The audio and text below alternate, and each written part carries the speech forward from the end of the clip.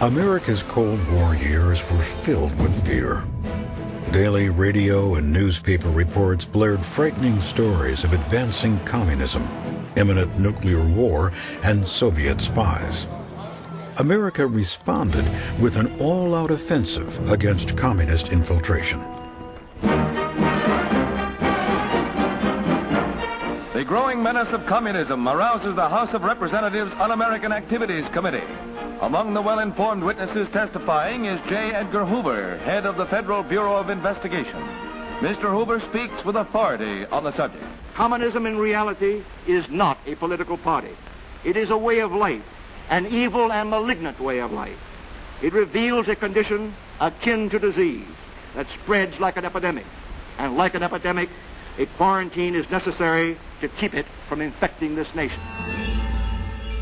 While Hoover's FBI worked behind the scenes, Congress expanded its own high-profile investigations, often ignoring the civil rights of the accused. Are you or have you ever been a member of the Communist Party? I believe I have the right to be confronted with any evidence which supports this question. I should like to see what you have. Oh, well, you would. Yes. Beginning in 1947, the House Un-American Activities Committee, or HUAC, investigated communist influence in Hollywood. The committee was concerned with the power of movies to persuade audiences with subversive messages.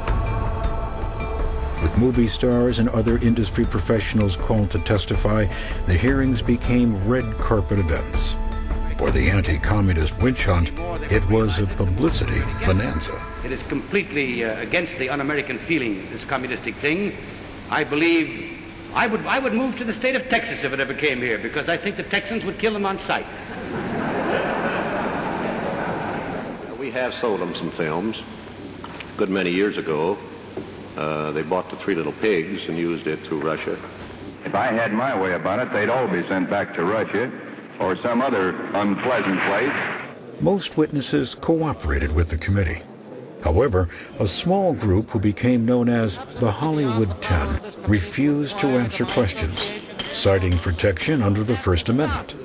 Among them, screenwriter John Howard Lawson. The question is, have you ever been a member of the Communist Party? I'm framing my answer in the only way in which any American citizen can frame his then answer you denied, to a question then which you invades his, absolutely invades Then his you right. denied, you refused to answer that question. Is that correct? I have told you that I will offer my beliefs, my affiliations, and everything else to the American public, and they will know where I stand, as they do from what I have written. Stand away from the stand. I have written for Americanism for many years, and I stand away from the stand. For the Bill of Rights, stand away from the stand. Therefore, it is the unanimous opinion of this subcommittee John Howard Lawson is in contempt of Congress. The Hollywood 10 were convicted of contempt and sent to prison. Thousands of others were blacklisted by the studios, forcing many talented movie makers into exile and obscurity. Among the friendly witnesses who testified in 1947 was a B-movie actor named Ronald Reagan. No one could have suspected that 4 decades later, Reagan would play a leading role in bringing the Cold War to an end. If communists have attempted to inject their propaganda into the motion picture, they have failed miserably. Perhaps Hollywood wasn't influenced by communists, but it was affected by the hearings. Movie studios added to the hysteria by cranking out such anti-communist films as Is This Tomorrow?, Red Planet Mars, and dozens of others. But tawdry films did little to distract President Truman from what he saw as a perversion of American democracy.